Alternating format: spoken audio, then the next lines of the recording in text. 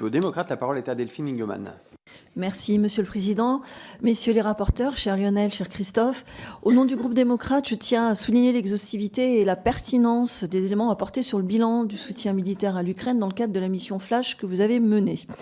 Si nos regards se portent aujourd'hui sur le Proche-Orient et ses risques probables d'embrasement suite au conflit déclenché par le Hamas le 7 octobre dernier contre Israël, nous ne pouvons pas oublier que des femmes et des hommes continuent à se battre et à mourir face à une Russie qui, loin d'être affaiblie, continue à vouloir renforcer un front anti-occidental. Après 625 jours de conflit en Ukraine, ce bilan apporte une analyse nécessaire sur cette aide. Dès le début, les pays occidentaux ont constitué un front commun pour apporter un soutien fort et un message fort au-delà de ce soutien. La France y prend toute sa part avec une aide matérielle saluée par les Ukrainiens, renforcement de notre présence en Roumanie en tant que nation cadre et une participation, là aussi renforcée, de notre présence en Estonie pour assurer la police du ciel européen. Ma première question porte sur le suivi de ces aides financières et matérielles. Existe-t-il des outils d'évaluation qui nous permettent d'avoir un suivi exhaustif lui aussi de ces aides, dans la limite bien évidemment des informations qui sont rendues publiques? Par ailleurs, alors que les Ukrainiens n'avancent pas ou très peu sur le terrain avec l'échec de la contre-offensive et un enlisement qui s'aggravera avec l'arrivée de l'hiver, alors même que nous constatons une lassitude des opinions occidentales autour de ce conflit, je salue la décision du gouvernement annoncée par notre ministre des Armées hier de réabonder de 200 millions d'euros le fonds de soutien à l'Ukraine, comme l'ont voulu plusieurs groupes parlementaires. Toutefois, l'actualité ne doit pas nous faire oublier ce qui se joue en Ukraine. Le conflit au Proche-Orient risque de détourner l'attention de ses alliés occidentaux. Enfin, la victoire de Robert Fico en Slovaquie et l'accord de shutdown à Washington sont des signes inquiétants pour Kiev. Ces deux pays pourraient rejoindre un front anti-armes avec la Hongrie de Viktor Orban.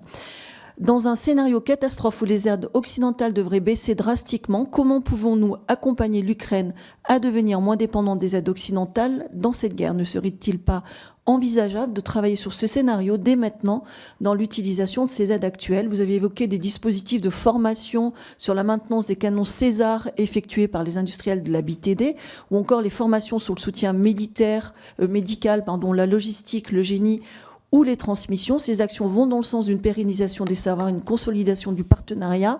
Qu'en est-il de l'aide financière et militaire? Je vous remercie. Merci, messieurs les rapporteurs. Les coopérations, la question de Madame Lingemann notamment, et les coopérations industrielles avec l'Ukraine. D'abord, on entre pleinement dans ce qui a été voulu et souhaité par le ministre des Armées lors de son déplacement en Ukraine, puisque à cette occasion, il y a un certain nombre d'accords de coopération qui ont pu être signés, d'une part entre la DGA et la DPA, qui est donc la DGA ukrainienne, notamment donc sur l'armement entre les deux pays. Il y a également une coopération industrielle entre le ministère de la Défense et les ministères de l'industrie stratégique ukrainien sur le développement donc de la coopération en matière d'industrie de défense entre la France et l'Ukraine.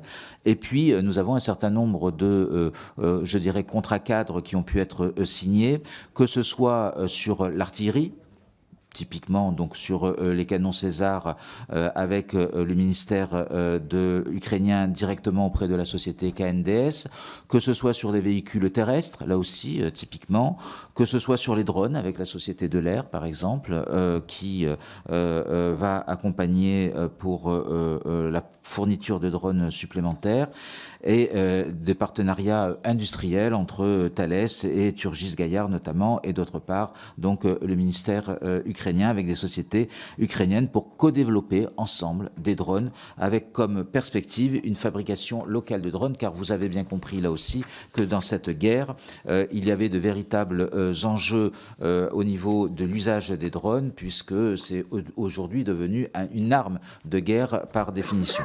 Il y a aussi des contrats qui sont en cours de signature sur les enjeux de déminage. Il faut savoir que lorsque nous avons rencontré l'ambassadeur de France en Ukraine et l'attaché de défense, ils nous ont expliqué que aujourd'hui vous avez 10 km en profondeur à partir de la frontière ukrainienne qui sont complètement minés.